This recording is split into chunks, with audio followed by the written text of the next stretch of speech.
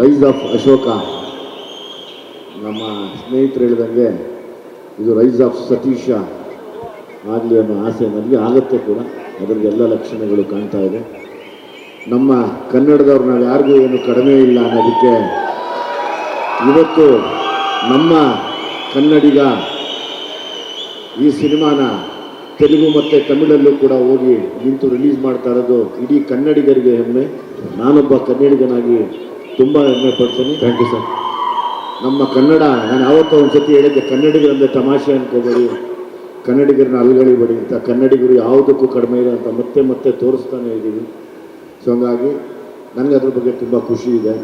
ಸತೀಶ್ನ ನಾನು ಯಾಕೆ ತುಂಬ ಇಷ್ಟಪಡ್ತೀನಿ ಅಂದರೆ, ನಮ್ಮಂಗೆ ತುಂಬ ಕಷ್ಟಪಟ್ಟು ಜೀವನದಲ್ಲಿ ತುಂಬ ನೊಂದು, ನಾವೆಲ್ಲ ನಿಮಗೆ ಈ ಥರ ಕಾಣಿಸ್ತಿರ್ತೀವಿ, ಬಟ್ ಒಳಗಡೆ ತುಂಬ ನೊಂದಿರ್ತೀವಿ. ಪ್ರತಿ ಸರಿ ನಾವು ಮಾತಾಡೋವಾಗಲೂ ಒಂದು ಒಳ್ಳೆ ವಿಷಯನ ಇಟ್ಕೊಂಡು ಮಾತಾಡ್ತಾ ಇರ್ತೀವಿ, ಆದರೆ ಒಳಗಡೆ ತುಂಬ ನೋವಲ್ಲಿ ಇರ್ತೀವಿ. ಸತೀಶ್ ಮಾತಾಡುವಾಗ ಗೊತ್ತಾಗ್ತಾ ಇತ್ತು ಆ ಜೋಶು, ಆ ಹಠ, ನಾನು ಸಾಧನೆ ಮಾಡಬೇಕು ಮತ್ತು ನಮ್ಮ ಕನ್ನಡಿಗರಿಗೆ ನಾನೊಬ್ಬ ಕನ್ನಡಿಗನಾಗ ಒಂದು ಒಳ್ಳೆ ಸಿನಿಮಾ ಕೊಡಬೇಕು ಅನ್ನೋದು ಅದು ಯಾವಾಗಲೂ ನಮ್ಮಲ್ಲಿ ಆ ತುಡಿತ ಇದ್ದೇ ಇದೆ.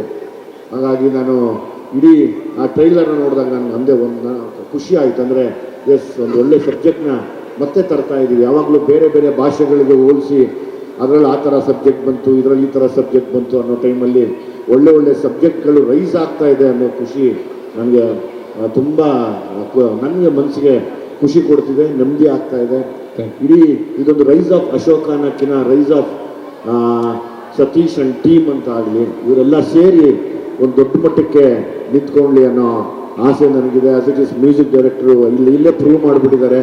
ಸೊ ಹಂಗಾಗಿ ಡೈರೆಕ್ಟರ್ ಆತ್ಮಕ್ಕೆ ಶಾಂತಿ ಕೋರ್ತಾ ಮಾಡಿದಂಥ ಎಲ್ಲ ಕಲಾವಿದರು, ನಮ್ಮ ಸಂಪತ್ ಆಗ್ಬೋದು, ಶೆಟ್ಟಿ ಆಗ್ಬೋದು, ಡ್ರ್ಯಾಗನ್ ಆಗ್ಬೋದು, ಇವರೆಲ್ಲ ಏನು ಆ್ಯಕ್ಟ್ ಮಾಡಿದ್ರೆ ನಿಮಗೆಲ್ಲ ಒಬ್ಬರು ಫೈಟ್ರು. ನಮ್ಮ ಸಪ್ತಮಿ ಗೌಡ ಸೋಲೋ ಫೈಟ್ರು. ನಾನು ಅವ್ರ ಡೈಲಾಗ್ನ ತುಂಬ ಇಷ್ಟಪಡ್ತೀನಿ. ಏಯ್ ಡ್ಯಾಶ್ ಸಿನಾ, ನಿಂಗೆ ಐತೆ ಕಣ ನಿನಗೆ ಅನ್ನೋದು. ನನಗೆ ನಿಮ್ಮ ಮನೆ ಋಣ ಹೆಂಗಿದೆ ಅಂದರೆ, ಉಮೇಶ್ ಅಣ್ಣನ ಪಾತ್ರನೇ ಕಿಶೋರ್ ಅವ್ರು ಮಾಡಿದ್ದು ದುನಿಯಲ್ಲಿ, ಅದು ಯಾರಿಗೂ ಗೊತ್ತಿಲ್ಲ. ಇವತ್ತು ಅದನ್ನು ಹೇಳ್ತೀನಿ. ಹಂಗಾಗಿ ನಮ್ಮ ದುನಿಯಾನ ನಿಂತ್ಕೋಬೇಕಾದ್ರೆ ಕಿಶೋರ್ ಸರ್ ಮಾಡಿದ ಪಾತ್ರ ಉಮೇಶ್ ಅಣ್ಣನ ಪಾತ್ರನೇ. ಅವ್ರು ಅವತ್ತಿಗೂ ಸೂಪರ್ ಕಾಪು, ಯಾವತ್ತಿದ್ರು ಸೂಪರ್ ಕಾಪು. ಅವರು ಒಂಥರ ಸಿಂಹ ಸ್ವಪ್ನ ಇದ್ದಂಗೆ. ಕೆಲವರಿಗೆಲ್ಲ ಅವ್ರ ಹೆಸರು ಹೇಳಿದ್ರೆ ಎರಡು ಕಡೆನೂ ತಿರುಗಿ ಹಾಕ್ಕೊಂಡು ಆ ಕಡೆ ತಿರ್ಕೊಂಡು ಮಲ್ಕೊಂಡಂತ ಇವತ್ತು ಎಷ್ಟೋ ಜನ ಇದ್ದಾರೆ. ಸೊ ಹಂಗಾಗಿ ನೀವು ನಮಗೆ ಅವತ್ತು ನಿಮ್ಮ ಪಾತ್ರನ ನಮ್ಮ ಸಿನಿಮಾಲ್ ತಂದು ನೀವು ಕೊಟ್ಟಂಥ ಕೆಲವು ಹಿಂಟ್ಸ್ನ ಇಟ್ಕೊಂಡು ನಾವು ಸಿನಿಮಾ ಮಾಡಿದ್ವಿ. ಹಾಗೆ ನಾವು ನಿಮ್ಮ ಋಣ ತೀರ್ಸೋಕ್ಕಾಗಲ್ಲ. ಆದರೆ ನಿಮ್ಮ ಮಗು ಜೊತೆ ಒಂದ್ಸರಿ ಆ್ಯಕ್ಟ್ ಮಾಡೋಕ್ಕೆ ನಾನು ಇಷ್ಟಪಡ್ತೀನಿ. ಯಾವತ್ತಾದ್ರೂ ಒಂದು ಒಳ್ಳೆ ಕಥೆ ಮಾಡಿದಾಗ ಖಂಡಿತವಾಗ್ಲೂ ನಾನು ಕೇಳ್ತೀನಮ್ಮ, ನನಗೆ ನೀನು ನಮ್ಮ ಥರ ಸ್ಟೈಲ್ ಹೀರೋಯಿನ್, ನೀನು ಡ್ಯಾಶ್ ಡ್ಯಾಶ್ ಡ್ಯಾಶ್ ಡ್ಯಾಶ್ ಡೈರೆಕ್ಟಾಗಿ ಹೊಡೆದೇ ಬಿಡೋದೆ ಆ ಕಡೆ. ಗೊತ್ತಲ್ಲ ಸಪ್ತಮಿ ಗೌಡ ಡೈಲಾಗು, ಏ ಡ್ಯಾಶ್ ಸಿನಾ ಗೊತ್ತಲ್ಲ ನಿಂಗೆ ಅಂತ. ಹಂಗೆ ಖುಷಿ ಅನ್ಸುತ್ತೆ ನನಗೆ. ಸೊ ಹಂಗಾಗಿ ಡೆಫಿನೆಟ್ಲಿ ನಾನೊಂದು ಒಟ್ಟಿಗೆ ಆ್ಯಕ್ಟ್ ಮಾಡೋಣ ಕಣಮ್ಮ, ನನಗೆ ತುಂಬ ಗೌರವ ಇದೆ. ಆಮೇಲೆ ಇನ್ನೊಂದು ಆ್ಯಕ್ಚುಲಿ ಇವರ ಲೇಡಿ ರ್ಯಾಂಬೋ ಇವಾಗ ಇಂಡಸ್ಟ್ರಿಯಲ್ಲಿ, ಅಂದರೆ ಫಿಟ್ನೆಸ್ಸಲ್ಲಿ ನಾನೆಲ್ಲ ನೋಡ್ತಿರ್ತೀನಿ. ಲೈಕ್ ನಿನ್ನ ಡೆಡಿಕೇಶನ್ನು ಅಥವಾ ನಿನ್ನ ಸೀರಿಯಸ್ನೆಸ್ ಎಲ್ಲ ನೋಡಿ ನನಗೆ ತುಂಬ ಖುಷಿ ಅನಿಸುತ್ತೆ. ಒಬ್ಬ ನಟಿಗೆ ಬೇಕಾಗಿರೋಂಥ ಎಲ್ಲ ಶ್ರದ್ಧೆ ಮತ್ತು ಅದರದ್ದು ಗಮನ, ಅಂದರೆ ನಾನು ಹೆಂಗಿರಬೇಕು ಅನ್ನೋದನ್ನು ಯಾವಾಗಲೂ ನಾನು ವಾಚ್ ಮಾಡ್ತಿರ್ತೀನಿ ಫೋನಲ್ಲಿ. ಸೊ ಹಾಗಾಗಿ ಇದು ಹಂಗೆ ಕಂಟಿನ್ಯೂ ಆಗಲಿ. Like again you will become a super star one day, don't worry. ಹಾಗೇ ಆಗುತ್ತೆ. ಅದು ಆ ಕಾಲ ಹತ್ರ ಬರ್ತಾ ಇದೆ ಅಂದ್ಕೊಳ್ಳೋಣ. ಯಾವಾಗಲೂ ಒಳ್ಳೆಯದೇ ಬಯಸೋಣ, ಒಳ್ಳೆಯದನ್ನು ಅಂದ್ಕೊಳ್ತಾ ಇರೋಣ, ಎಲ್ಲ ಒಳ್ಳೆಯದೇ ಆಗುತ್ತೆ. ನನಗೆ ನಿಮ್ಮ ತಂದೆಯವ್ರ ಮೇಲಿರುವಂಥ ಅದೊಂದು ದೊಡ್ಡ ಋಣ. ಗೊತ್ತಿಲ್ಲ, ಒಂದು ದಿವಸ ನಿಮ್ಮದು ಒಂದು ಕತೆ ಮಾಡಬೇಕು ಅಂತ ಆಸೆ ನನಗೆ. ನಾವು ನಿಮ್ಮ ಮನೆಗೆ ಬರ್ತೀವಿ, ಒಂಚೂರೆಲ್ಲ ಒಂದಷ್ಟು ಹಿಂಟ್ಸ್ ಕೊಡಿ. ಕಟಿಂಗ್ ಪ್ಲೇ ಹೇಳ್ಕೊಂಡು ಅಲ್ಲಿ ಕಿತ್ತಾಗ್ತಾ ಇದ್ದಿದ್ದು, ಬೂಟ್ ಕಾಲಲ್ಲಿ ಹೋಗ್ಬಿಡ್ತೀನಿ ಬೋಳಿ ಮಕ್ಕಳ ಅಂತ ಇದ್ದಿದ್ದು, ಅದೆಲ್ಲ ನಾವು ನೋಡ್ತೀವಿ. ಅದೇನೋ ಹೆಸರಿಟ್ಟಿದ್ರೆ ಅದಕ್ಕೆ ಆಪ್ರೇಷನ್ ಏನೋ ಅದೇನೋ ಇಟ್ಕೊಂಡಿದ್ರು, ಅದೇನೋ ಮರ್ತೋಗಿದ್ರೆ, ತುಂಬ ಚೆನ್ನಾಗಿದೆ ಅದು. ಸೊ ಹಂಗಾಗಿ ನಾವು ಬರ್ತೀವಿ, ನಾವು ಬಂದು ನಿಮ್ಮ ಹತ್ರ ಮಾತಾಡ್ತೀನಿ. ಇಡೀ ಟೀಮು ಇವತ್ತು ನನಗೆಲ್ಲದಕ್ಕಿಂತ ಹೆಚ್ಚಾಗಿ ಸತೀಶ ಹೊತ್ಕೊಂಡಿರೋವಂಥ ಹೊರೆ ನಾನು ಸುಮಾರು ವರ್ಷದಿಂದ ನೋಡ್ತಾ ಇದ್ದೀನಿ. ಸತೀಶನ ಮೇಲೆ ಯಾವಾಗಲೂ ತುಂಬ ದೊಡ್ಡ ಹೊರೆ ಇದೆ. ಅಂದರೆ ನಾನು ಬೆಳೆದು ನನ್ನ ಜೊತೆಲಿರೋರನ್ನ ಬೆಳೆಸಬೇಕು ಮತ್ತು ಜೊತೆಲಿರೋರಿಗೆ ಒಳ್ಳೇದಾಗಬೇಕು ಅಂತ ಬಯಸುವಂಥ ಒಂದು ಒಳ್ಳೆಯ ಜೀವ ಇದು.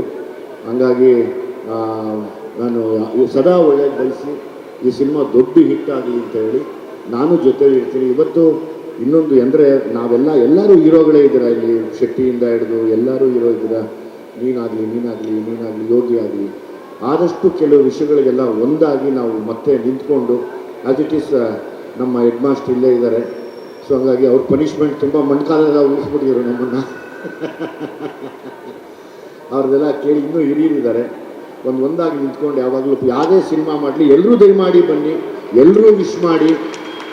ನಾನು ಬರಬಾರ್ದು, ನಾನು ಹೋಗಬಾರ್ದು ಅಂತ ಯಾವತ್ತೂ ಮಾಡಬೇಡಿ. ನಮ್ಮಲ್ಲಿ ಇಲ್ಲದೆ ಇದ್ದಾಗಲೇ ಇನ್ನೊಬ್ಬರು ಬಂದು ನಮ್ಮ ಜೊತೆ ಆಟ ಆಡೋಕ್ಕೆ ಶುರು ಮಾಡೋದು.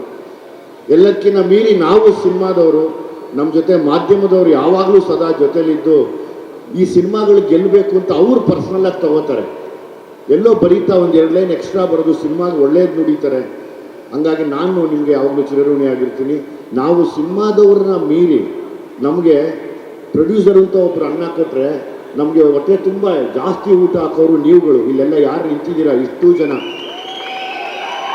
ಹಾಗಾಗಿ ನೀವೆಲ್ಲ ಸಾಕಿ ಸಲಹಿದಕ್ಕೆ ನಾವು ಇಷ್ಟು ದೊಡ್ಡ ಮಟ್ಟಕ್ಕೆ ಬಂದಿದ್ದೀವಿ. ನಾವು ಸದಾ ಒಂದೇ ಕೇಳೋದು, ದೇವ್ರನ್ನ ಕೇಳ್ತೀವೋ ಇಲ್ವೋ, ಆದರೆ ನಿಮ್ಗಳನ್ನ ಯಾವಾಗಲೂ ಕೇಳ್ಕೊತೀವಿ. ಕನ್ನಡದ ಸಿನಿಮಾದ ಮೇಲೆ, ಕನ್ನಡಿಗರ ಮೇಲೆ ಯಾವಾಗಲೂ ನಿಮ್ಮ ಆಶೀರ್ವಾದ ಇರಲಿ. ಬನ್ನಿ, ಇವರೆಲ್ಲ ತುಂಬ ಜವಾಬ್ದಾರಿಯಿಂದ ಸಿನಿಮಾ ಮಾಡಿರ್ತಾರೆ. ಸುಮ್ಮನೆ ಈಗೆಲ್ಲ ಕಾಲ ಹೆಂಗೆ ಅಂದರೆ ಕಮೆಂಟ್ ನೋಡಿ ಕಮೆಂಟಿಗೆ ಕೌಂಟ್ರ್ ಕೊಟ್ಟು ಬದುಕುವಂಥದ್ದಲ್ಲ. ನೀವು ನೋಡಿ ಆಮೇಲೆ ಇನ್ನೊಬ್ರಿಗೆ ತಿಳಿಸಿ. ಇದು ಯಾವಾಗಲೂ ನಾವು ಮಾಡಬೇಕಾಗಿರೋದು, ಇದು ನಾವು ಕನ್ನಡಿಗರು ಮಾಡಬೇಕಾಗಿರೋದು. ನಿಜವಾದ ಕನ್ನಡಿಗ ಮಾಡುವಂಥ ಕೆಲಸನ ನಾವೆಲ್ಲರೂ ಮಾಡೋಣ. ಎಲ್ರಿಗೂ ಒಳ್ಳೆಯದಾಗಲಿ. Thank you very much. Thank you sir. Thank you sir. Thank you so much. ಧನ್ಯವಾದ ಸರ್. ಎಸ್, ಹೇಗೂ ಡೈಲಾಗ್ ಎಲ್ಲರೂ ಕೇಳಿದ್ದಾರೆ. ಇಲ್ಲ, ನನ್ನ ಡೈಲಾಗ್ ಹೇಳ್ಬೇಕು ಸರ್ ನೀವು. ನಾನು ಬದುಕಿರೋವರೆಗೂ ನಾನು ಬೆನ್ನು. ಟ್ರೈಲರ್ ಅಲ್ಲಿ ಹೇಗೂ ಒಂದು ಮಾಸ್ ಡೈಲಾಗ್ ಇದೆ, ಅದನ್ನ ನಮ್ಮ ದುನಿಯಾ ವಿಜಯ್ ಸರ್ ಅವರ ಮಾಸ್ ಸ್ಟೈಲಲ್ಲೇ ಹೇಳಬೇಕು ಅನ್ನೋದು ನಮ್ಮ ಆಸೆ.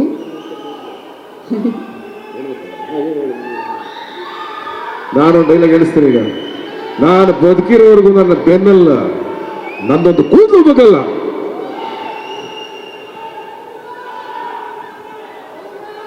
ನಾನು ಬದುಕಿರೋವರೆಗೂ ನನ್ನ ಬೆನ್ನಲ್ಲ, ನಂದೊಂದು ರೋಮನೂ ಬಗ್ಗಲ್ಲ.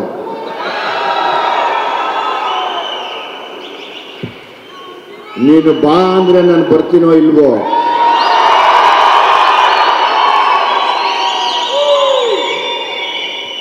ಹೆಂಗೆ ಬರ್ತೀಯ ಅಂದ್ರೆ ಮಾತ್ರ ನಿಮ್ಮ ಅಮ್ಮನಗೂ ಬಂದೇ ಬರ್ತೀನಿ. ನಿನ್ನಂತ 1000 ದುಶ್ಮನ್ ಇಟ್ಕೊಂಡ್ರು ನನಗೆ ನೋವರಿ. ಯಾಕೆಂದ್ರೆ ನಾನು ಹುಟ್ಟಿದ್ದೆ ಜನವರಿ. Thank you, love you. That's so sweet, so sweet. Vijay sir, ದಯವಿಟ್ಟು ವಿಜಯ್ ಸರ್ ಒಂದು ಗಿಫ್ಟ್ ಅಂತ ಪ್ಲೀಸ್. ಓಕೆ, ಇದು ಈಗ ಬದ್ದವ್ರಿಗೆಲ್ಲ ಒಂದು ಬುಟ್ಟಿ ಕೊಡ್ತಾ ಇದ್ದಾರೆ.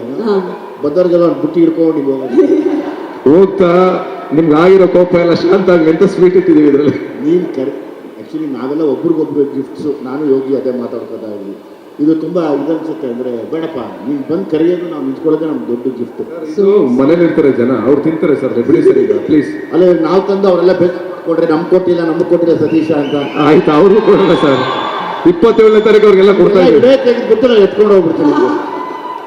Thank you. Good night. ಒಳ್ಳೆಯದಾಗಿ. Thank you so much. ಇನ್ನಷ್ಟು ಹೆಚ್ಚಿನ ಮಾಹಿತಿಗಾಗಿ Saptarshi TV Kannada YouTube channel ಅನ್ನು ಸಬ್ಸ್ಕ್ರೈಬ್ ಮಾಡಿಕೊಳ್ಳಿ.